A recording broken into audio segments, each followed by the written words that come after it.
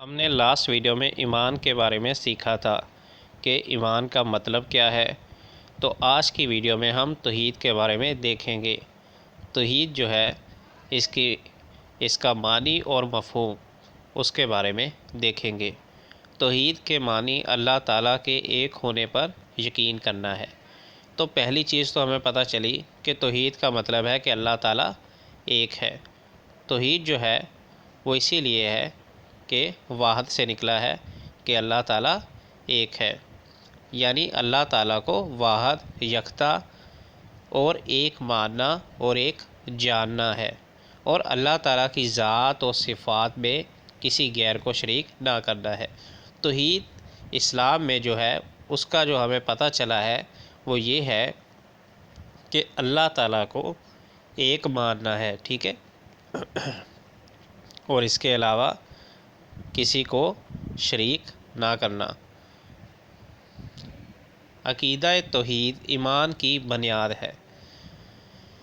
جو ایمان ہے اس میں ہم نے پڑھا تھا کہ کسی چیز کو تسلیم کرنا، ماننا، تو ہم کیا چیز مانیں گے؟ ہمارا ایمان کیا ہوگا؟ توحید پر، یعنی کہ عقیدہ توحید جو ہے ہمارے ایمان میں شامل ہونا چاہیے کہ ہمیں یہ ضرور ماننا چاہیے کہ اللہ تعالیٰ ایک ہے، اس کا کوئی شریک نہیں، اور نہ ہی ہمیں کسی کو شریک کرنا چاہیے۔ اسلام میں اس کی سب سے زیادہ اہمیت ہے۔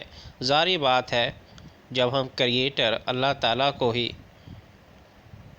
کسی کے ساتھ شریک کریں گے تو پھر وہ صحیح نہیں ہوگا، تو ہمارا جو ایمان بھی خراب ہو جائے گا اور عقیدہ توحید بھی نہیں رہے گا۔ عقیدہ توحید تو یہی ہے کہ اللہ تعالیٰ ایک ہے، اسی کی بادشاہت ہے، اور اس کے ساتھ کسی کو شریک نہیں کر سکتے کسی صورت۔ تمام انبیاء علیہ السلام یہی تعلیم لے کر دنیا میں آئے۔ جتنے بھی انبیاء کرام آئے انہوں نے اسی میسج کو آگے ڈیلیور کیا کہ اللہ تعالیٰ ایک ہے، اس کا کوئی شریک نہیں۔ لیکن کچھ لوگ جو تھے انہوں نے اللہ تعالیٰ کے علاوہ بھی کچھ چیزوں کو اپنا خدا مان رکھا تھا کہ یہی طاقتور ہیں اور یہی ہمیں دیتے ہیں اور یہی نظام چلا رہے ہیں۔ اللہ تعالیٰ معاف کرے، تو پھر انبیاء کرام آتے گئے اور تھوڑا یہ سلسلہ تیز ہوا اور اسلام پھیلتا گیا۔ آج کے اس دور میں بھی پوری طرح تو ابھی بھی اسلام نہیں پھیلا، اور ہمیں پتہ ہے کہ نبی پاک صلی اللہ علیہ وآلہ وسلم آخری نبی تھے، تو ہم ان کی امت کے ناطے ہمیں چاہیے کہ ہم بھی کچھ کریں اور سنت پر عمل کر کے اسلام کے لیے کچھ کریں۔ اگر ہم گھر سے باہر نکلتے ہیں تو صرف پیسے کے لیے نکلتے ہیں۔ کچھ مختلف ہو سکتا ہے کہ اگر باہر نکلیں تو اسلام کے لیے نکلیں، تبلیغ کے لیے نکلیں، تو سوچتے ہیں کہ تبلیغ کے لیے نکلیں گے تو پیسے کہاں سے آئیں گے۔ خیر یہ ہماری خود کی باتیں ہیں، اور ظاہری بات ہے، لیکن ہمیں 10، 15، 20 منٹ ضرور نکالنے چاہیے کہ ہم اللہ تعالیٰ کے لیے بھی تبلیغ کے لیے لوگوں کے لیے باہر نکلیں۔ توحید کے بارے میں ارشادات باری تعالیٰ ہے، وَإِلَٰهُكُمْ إِلَٰهٌ وَاحِدٌ، ٹھیک ہے، اور لوگوں تمہارا معبود خدائے واحد ہے۔ پھر نیکسٹ آتا ہے سورۃ الشورى میں، کیا آتا ہے کہ اس جیسی کوئی چیز نہیں، کہ یعنی کہ اللہ تعالیٰ جیسی کوئی چیز نہیں۔ لَيْسَ كَمِثْلِهِ شَيْءٌ، ٹھیک ہے۔ ضروری ہے کہ تمام مشکلات و مسائل میں صرف اسی پر بھروسہ کیا جائے اور اسی سے مدد طلب کی جائے، جیسا کہ سورۃ الفاتحہ میں ہے، إِيَّاكَ نَعْبُدُ وَإِيَّاكَ نَسْتَعِينُ، اے پروردگار ہم تیری ہی عبادت کرتے ہیں اور تجھی سے مدد مانگتے ہیں۔ تو اس سے یہ بھی ثابت ہوا قرآن سے کہ اللہ تعالیٰ کی ہی ہم عبادت کرتے ہیں اور اللہ تعالیٰ سے ہی مدد مانگتے ہیں۔ چھوٹی چھوٹی یہ جو ہم مدد مانگتے ہیں کہ مجھے 20 روپے دے دو، میں نے مرچیں لینی ہے، سبزی لینی ہے، کچھ بھی ہو سکتا ہے، اس کو آپ اس کے ساتھ ریلیٹ نہیں کر سکتے۔ آپ یہ نہیں کہہ سکتے کہ یار ہمیں اب 20 روپے کسی سے نہیں مانگنے چاہیے، اللہ تعالیٰ سے ہی مانگنے چاہیے، وہ بات نہیں ہوتی۔ اصل میں یہاں مقصد یہ ہے، اس کا یہ میننگ ہے کہ ہم کس کے آگے سجدہ کرتے ہیں، ہم کس کو اپنا خدا مانتے ہیں، اس میں یہ ہے۔ آپ کسی بندے کو یہ نہیں کہہ سکتے کہ یہ بڑی پہنچی ہوئی چیز ہے اور ہم اس سے مانگیں گے تو مل جائے گی۔ چھوٹی سی مثال دیتا ہوں آپ کو، اولاد جو ہے، آپ اولاد کے لیے کسی کے پاس جاتے ہیں کہ ہمیں اولاد ہو جائے، تو یہ تھوڑی سی آپ کی بھی غفلت ہے۔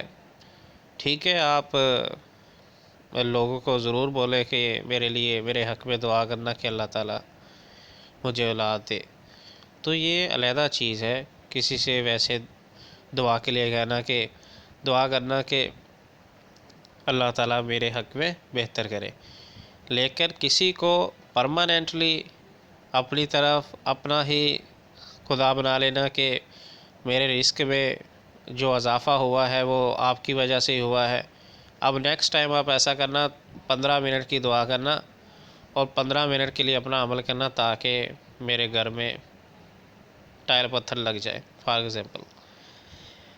بائی دا وے، لیکن اللہ تعالیٰ جو ہے اس کا کوئی شریک نہیں ہے، اور اللہ تعالیٰ جیسے کام کر سکتا ہے ویسا کوئی نہیں کر سکتا، تو ہمیں لوگوں کو لوگ ہی سمجھنا چاہیے اور انہیں خدا نہیں بنانا چاہیے، اور نہ ہی وہ خدا جیسی چیزیں کبھی کر پائیں گے کہ پانی میں تیرنے لگ گئے، کبھی نہیں ہو سکتا جب تک اللہ نہ چاہے۔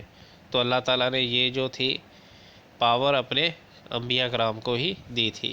اگر ہم کائنات کے نظام پر غور کریں تو سورج ہر روز مقررہ وقت پر طلوع و غروب ہوتا ہے، سورج بھی اپنے مقررہ وقت پر طلوع ہو جاتا ہے، غروب ہو جاتا ہے، چاند کا آنا، ستاروں کا آنا، نظام یہ قدرت جو ہے چل رہا ہے، ستارے اپنے اپنے راستوں پر ایک دوسرے سے ٹکرائے بغیر چلتے رہتے ہیں، چاند کی منزلیں مقرر ہیں، موسم بدلتے اور لوٹ کر آتے رہتے ہیں، یہ سارا نظام خود بخود نہیں چل رہا، یقیناً کوئی ہستی ہے جو اس نظام کو چلا رہی ہے۔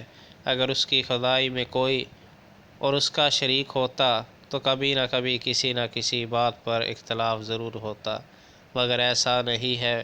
مختصر یہ کہ اللہ تعالیٰ کی ذات یکتا ہے، اس کا کوئی شریک نہیں ہے، وہی خالق و مالک ہے، ہماری زندگی اور موت اسی کے ہاتھ پہ ہے، ہماری تمام ضرورتیں وہی پوری کرتا ہے، اس لیے ہمیں صرف اسی کی عبادت کرنی چاہیے۔ قرآن پاک میں ارشاد باری تعالیٰ ہے، وَاعْبُدُوا اللَّهَ وَلَا تُشْرِكُوا بِهِ شَيْئًا، اور اللہ ہی کی عبادت کرو اور اس کے ساتھ کسی چیز کو شریک نہ بناؤ۔ اللہ تعالیٰ سے ہر حال میں مدد مانگی جائے، اس کے سوا کسی کا ڈر یا خوف انسان کے دل میں نہ ہونا چاہیے، اس کے احکام کو اس کی مرضی کے مطابق پورا کیا جائے۔ عقیدہ توحید کی وجہ سے مسلمان کے اندر جرأت، بہادری، صبر، توکل اور یقین جیسے صفات پیدا ہوتی ہیں۔ عقیدہ توحید کے ماننے والوں میں اتحاد، مساوات اور اخوت جیسی خوبیاں بھی پیدا ہوتی ہیں۔ So gonna see you in the next video. Until then, goodbye for now.